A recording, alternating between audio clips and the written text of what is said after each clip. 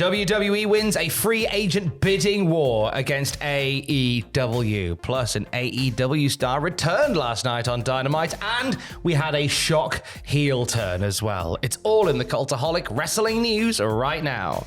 So WWE and AEW went to a bidding war over a standout star from CMLL, and the result is it's WWE on this occasion. Tell us the story, Andrew. So it started earlier in the week with a report by Record Mexico that CMLL standout Stephanie Vaka had received a lot of attention following her match with Mercedes Moné at Forbidden Door, saying following that match, WWE and AEW executives approached Stephanie Vaka to let her know they were interested in hiring her, making more than one bid each to convince her to join their roster. So with offers reportedly from WWE and AEW in the air, yesterday Fightful reported that Stephanie Vaka elected to remove herself from all upcoming CMLL commitments. As a result of this, Vaka had also been stripped of the CMLL Women's World Championship and the Women's World Tag Championships too, that she held with Zeuxis. Vaka and Zeuxis became the inaugural women's tag team champions of CMLL on September 16th last year. 2 weeks later, Vaka defeated La Catalina to win the vacated CMLL Women's World Championship too. Stephanie Vaka acknowledged her departure from CMLL on Twitter, apologizing for not being present at upcoming shows, but promising to continue with Mexico in my heart and with the commitment to represent Mexican wrestling wherever I go. Infinite thanks to SR Salvador Lutroth for his good wishes and also the unconditional support of my people and my colleagues. Thank you. Now, when that came out, that started the rumor mill turning because, as we know, AEW have a great relationship with CMLL as well as AAA and New Japan. So her vacating the titles to be signed to AEW seemed like a strange move. Yes. Seemed very sudden. So the rumor mill began turning up maybe, just maybe, AEW wasn't the destination for Stephanie Vaka. And we wouldn't have to wait too long to get the answer to this one. PW Insider sources reporting that after long talks with both sides, Stephanie Vaka has officially signed a multi-year deal with WWE. Fightful Select later reported the Vaka was actually backstage at Heatwave this past weekend. And according to her sources, she would be NXT bound to start with.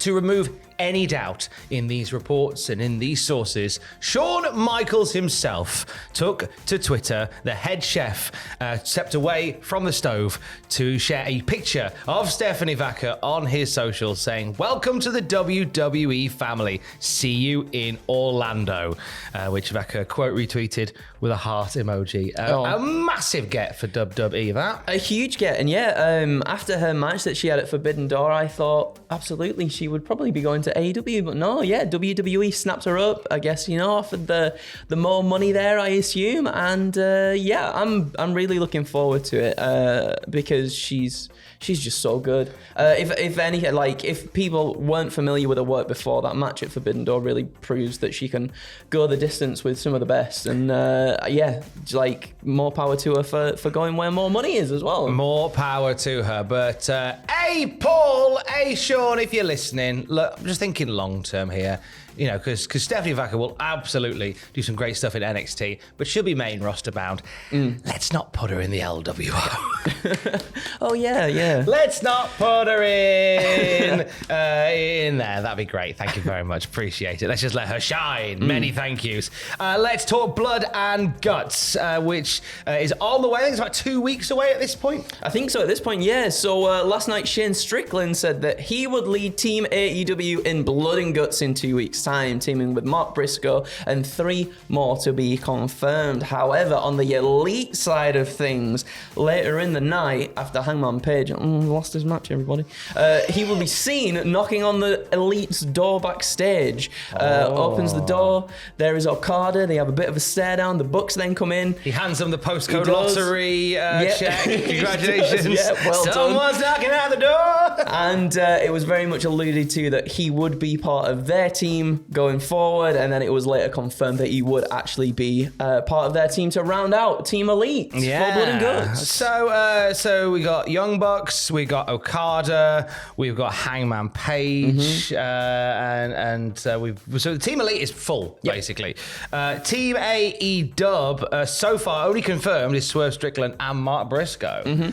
It's looking likely that it'll probably be the Acclaimed and Kyle O'Reilly in there as well. It could be, yeah. Things can change. It can change, but I think it was kind of intimated when there was a bit of back and forth between the Elite and AEW a few weeks ago, where Kyle ran in and the Acclaimed ran in. I think it was kind of hinted at there. Potentially, it could be that. It's one that we will keep an eye on. Last night on Dynamite as well, we saw the return of Darby Allin. First time we've seen him since he was hung upside down like a weird piñata at the Anarchy in the Arena match of Double or Nothing. Allin attacked Brandon Cutler backstage, leaving him covered in black and white face paint.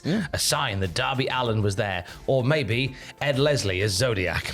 Allin then warns the Elites that something big is coming next week. The 250th episode of Dynamite EE spells trouble for the Elite EE at the hands of Darby Allin. What could Darby Allin be intimating here? This is the thing. I know you said before that perhaps the Acclaimed and Kyle O'Reilly might be getting involved within the Blood and Guts stuff. I think maybe Darby Allin might try and get himself in there somehow as well. I don't know whether a match which involves high structures and ridiculous stunts and gore really fits Darby Allin. I think as a shrinking wallflower that Darby Allin is, I don't think that's his vibe. You make a valid point. Wink. Joke. We finished off the Owens last night as well. The men's and women's tournaments concluded. In the men's tournament, Bryan Danielson defeating Hangman Page. Hangman getting all up in the grill of Jeff Jarrett at one point, who was the guest enforcer.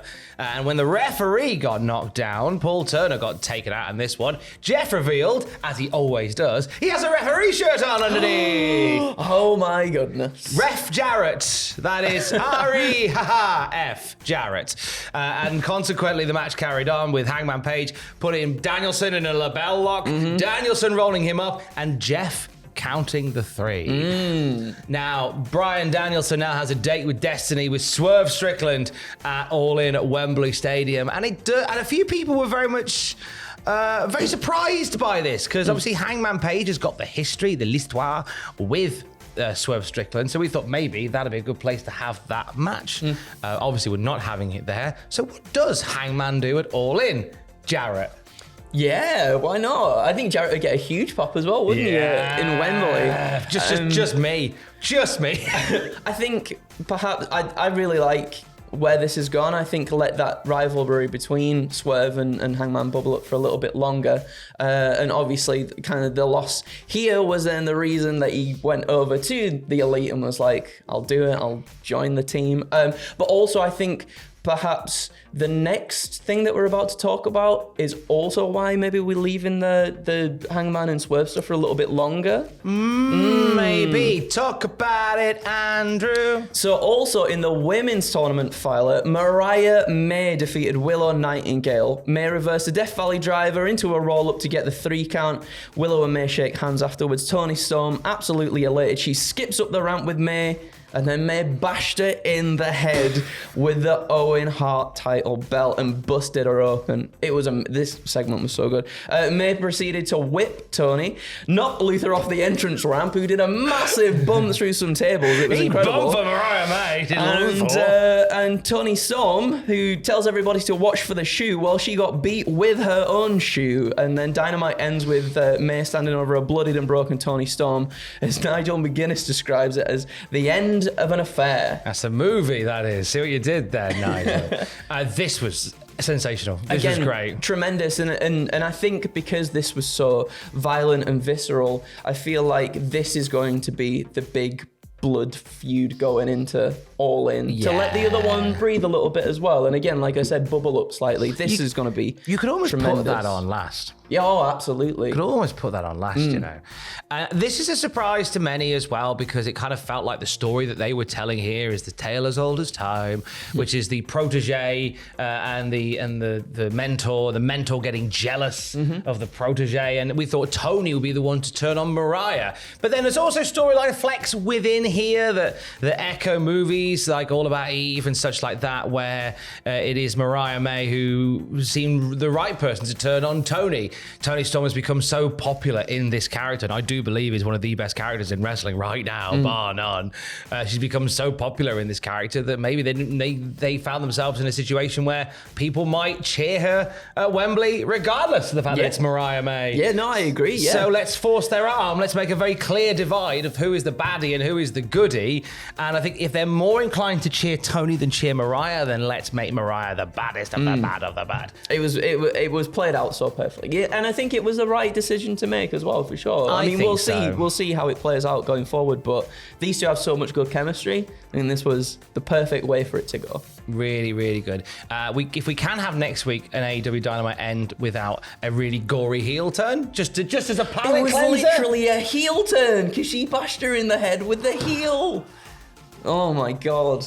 Meta. It was meta. You are playing 4D not me. chess. It's not me. It's Tony Khan. Yeah. It's not me. But I'm telling you. Can of Coke. Bag off for that man. We'll have more wrestling news throughout the day at cultaholic.com. Case. Love you. Bye.